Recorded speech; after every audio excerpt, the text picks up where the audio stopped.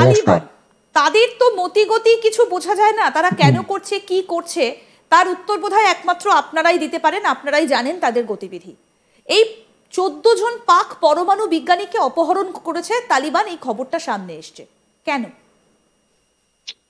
দেখুন, এর পেছনে যে ব্যাকগ্রাউন্ডটা, সে পৃষ্ঠভূমিটা একটু বলা দরকার। সেটা হচ্ছে যে পৃথিবীতে যারা এই আণবিক অস্ত্র রয়েছে, নিউক্লিয়ার ওয়ারহেডস রয়েছে, রাশিয়া, আমেরিকা, চীন, ফ্রান্স, ভারত এবং পাকিস্তান, ইসরায়েল, না, এই 7টা দেশের মধ্যে পাকিস্তান এবং নর্থ কোরিয়াও রয়েছে।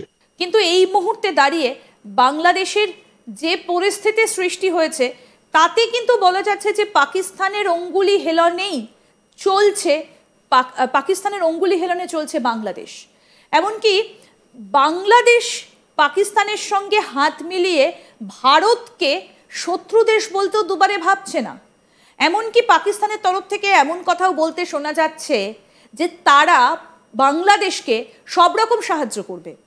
সূত্র মারফত যে খবর আমরা পাচ্ছিলাম, বাংলাদেশি সাংবাদিকদের সঙ্গে কথা বলে তারা বারবার করে বলছিলেন যে ঢাকাতে নাকি গোপনে অফিস তৈরি করেছে পাক আইএসআই। এই সূত্র মারফতও কিন্তু খবর উঠে আসছে। এমনকি সার্জিক্যাল স্ট্রাইকের পথে হেঁটেছে পাকিস্তান আফগানিস্তানে, সেই খবরও আমরা আপনাদেরকে দিয়েছি। তাহলে কি আফগানিস্তান তার বদলা নিচ্ছে? এই আবহে কিন্তু সেই খবরগুলো ভীষণভাবে উঠে আসছে। আমরা এই বিষয় নিয়ে কথা বলছিলাম দীপাঞ্জন বাবুর সঙ্গে। দীপাঞ্জন বাবু, যেটা আপনি বলছিলেন, ব্যাপারটা হচ্ছে যে দেখুন, সারা পৃথিবীতে যেটা আমি বলেছিলাম, একবার রিপিট করছি, যে আমেরিকা, রাশিয়া, ফ্রান্স, চীন, ইসরায়েল, ভারত, উত্তর কোরিয়া এবং পাকিস্তান, এই 7টা রাষ্ট্রের কাছে নিউক্লিয়ার ওয়ারহেডস রয়েছে। সাউথ আফ্রিকা করেছিল, কিন্তু তারা আবার নিজেদের ডিসম্যান্টল করে দেয়। সাউথ আফ্রিকাকে এক্ষুনি আণবিক শক্তিধর বা পরমাণু শক্তিধর দেশ আমরা বলতে পারি না। তো পাকিস্তান হচ্ছে পৃথিবীর একমাত্র ইসলামিক রাষ্ট্র যার কাছে নিউক্লিয়ার ওয়ারহেডস রয়েছে।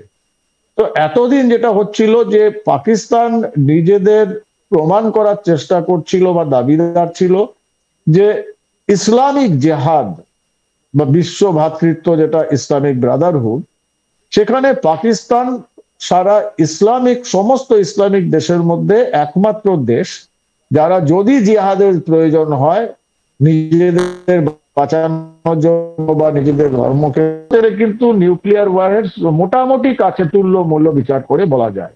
ভারতের সম্ভবত 174-75, যাবে ভারত খুব ক্লিয়ারলি ডিক্লেয়ার করে না, পাকিস্তানের কাছে 170-এর মতো নিউক্লিয়ার ওয়ারহেডস রয়েছে। এখন ব্যাপারটা হচ্ছে, যেরকম ভাবে পাকিস্তান ধীরে ধীরে চেষ্টা করছে যে সমস্ত সন্ত্রাসবাদী দলগুলোকে এক ছাতার নিয়ে এসে নতুন জিহাদে যেটা ডাক দেওয়া হচ্ছে তার জন্য পাকিস্তান সেটাকে লিড করবে, সেটা কিন্তু অনেকেই মানছেন ইসলামিক দেশগুলো। এবং আপনি যদি তালিবানের কথা বলেন, তালিবানের সঙ্গে পাকিস্তানের সম্পর্ক কিন্তু অত্যন্ত খারাপ। আগেও খারাপ ছিল, এখন তো ভয়ঙ্কর খারাপ। দেখতেই পাচ্ছেন পাকিস্তান আর্মির সঙ্গে তালিবান সরাসরি যুদ্ধে জড়িয়ে পড়েছে। এবং তালিবানের আরেকটা ব্যাপার হচ্ছে, আপনি যদি এই যে সন্ত্রাসবাদী গোষ্ঠীগুলোর হিসাব দেখেন, যে আইএসআইএস, ইসলামিক স্টেট যেটাকে আমরা দেশ বলি, দেশ এর সঙ্গে তালিবানদের সম্পর্ক অত্যন্ত খারাপ। দেশ আবার আল কায়দার সঙ্গে সম্পর্ক খারাপ। তো এদের নিজেদের মধ্যে বিভিন্ন হিডেন এজেন্ডা বা নিজেদের স্বার্থের জন্য লড়াই চলতে থাকে। তো তালিবানরা কিছুতেই চাইবে না, আফগানিস্তান বা তালিবানরা কিছুতেই চাইবে না যে পাকিস্তান নিউক্লিয়ার ওয়ারহেডস যে পৃথিবীতে আর একটা বড় শক্তি হয়ে উঠুক। বা বাংলাদেশ কিন্তু এখন সমস্ত সন্ত্রাসবাদী ইসলামিক জিহাদি দেশগুলোর জন্য একটা ফোকাল পয়েন্ট হয়ে গেছে, যে বাংলাদেশে যেটা ওরা স্বপ্ন দেখছে যে পূর্ব খোরাসান করবে, সেটাতে আটকানো। তো বাংলাদেশে যাতে কোনো মতে না যায়, হতে পারে সেটা একটা বড় কারণ যে তালিবানরা এই সুযোগে বেশ কিছু পাকিস্তানি পরমাণু বিজ্ঞানীকে অপহরণ করেছে, যাতে পাকিস্তান এখন বাংলাদেশকে সরাসরি সাহায্য করতে না পারে। আমার বিশ্বাস তাই সূত্র। কিন্তু কোথাও কি এদের নিয়ে গিয়ে তালিবানরা নিজেরাই বোম বানাবে না তো? সেটার কোনো প্রশ্নই আসে না। প্রথমত তার জন্য যে ইনফ্রাস্ট্রাকচার, টাকা ইত্যাদি দরকার, এবং তালিবানরা তো যাই হোক না কেন একটা সরকার তো চালাচ্ছে আফগানিস্তানে, কিছু রাষ্ট্র তাদের স্বীকৃতি দিয়েছে এবং নিউক্লিয়ার ওয়ারহেড বাড়ানো সমস্ত রাষ্ট্রগুলো তার পক্ষে সম্ভব নয় যতক্ষণ না ইন্টারন্যাশনাল ফোরাম তাকে অ্যাকসেপ্টেন্স না দেয়। তা না দিলে তাকে এমবার্গোর সামনে বসতে হবে। আফগানিস্তান টিকে আছে আমেরিকার ফান্ডিং, ভারতের ফান্ডিং, তার উপরে টিকে আছে, ওদের ইনফ্রাস্ট্রাকচার চলছে। তো তালিবানদের কোনো লক্ষ্য নেই বহির্বিশ্বে গিয়ে তারা শক্তি দেখাবে বা আধিপত্য কায়েম করবে। দে আর হ্যাপি উইথ আফগানিস্তান। কিন্তু তালিবানরা আবার কিছুতেই পাকিস্তানকে কোনোভাবেই এই ইসলামিক জেহাদের ফ্রন্ট রোলে আসতে দেবে না। এটা ঘটনা, এটা স্বীকৃত ঘটনা। তো হতে পারে, আমার তো মনে হয়, আমার বিশ্লেষণ অনুযায়ী, যে এটা তালিবান জেনে বুঝেই করেছে যাতে পাকিস্তানের আণবিক শক্তি বা নিউক্লিয়ার ওয়ারহেডস এর যে প্রজেক্ট গুলো সেগুলো থমকে যায়, এবং সেটা থমকে গিয়েছে, এতে কোনো সন্দেহ নেই। এটা কি সার্জিক্যাল স্ট্রাইক করা হয়েছিল আফগানিস্তানে? পাকিস্তান সার্জিক্যাল স্ট্রাইক চালিয়েছিল, তার পাল্টাও কি এটা হতে পারে? না, হতে পারে, সে সম্ভাবনা তো আছেই। কারণ একটা পার্টিকুলার জায়গা থেকে 14 জন পরমাণু বিজ্ঞানীকে অপহরণ করে নিয়ে যাওয়া, it's a sort of surgical strike. Surgical strike সবসময় যে শত্রু রাষ্ট্র বা শত্রু দেশের কোন নির্দিষ্ট লক্ষ্যকে ধ্বংস করে দিতে হবে তার কোনো মানে নেই। তাদের এত বড় একটা ড্রিম প্রজেক্ট পাকিস্তানের, সেটা বেশ কিছু বছরের জন্য তো পিছিয়ে গেল।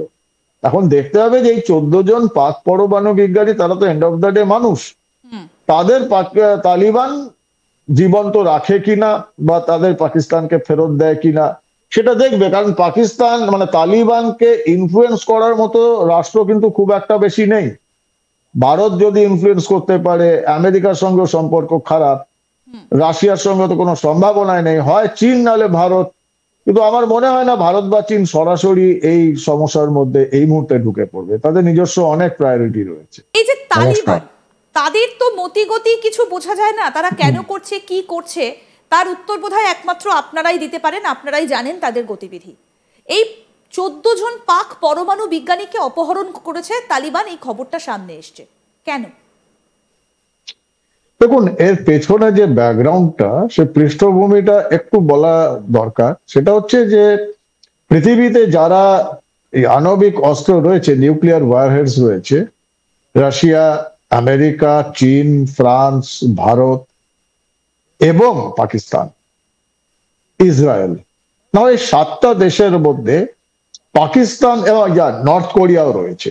কিন্তু এই মুহূর্তে দাঁড়িয়ে বাংলাদেশের যে পরিস্থিতি সৃষ্টি হয়েছে তাতে কিন্তু বলা যাচ্ছে যে পাকিস্তানের অঙ্গুলি হেলনেই চলছে, পাকিস্তানের অঙ্গুলি হেলনে চলছে বাংলাদেশ। এমনকি বাংলাদেশ পাকিস্তানের সঙ্গে হাত মিলিয়ে ভারতকে শত্রু দেশ বলতেও দুবারে ভাবছে না।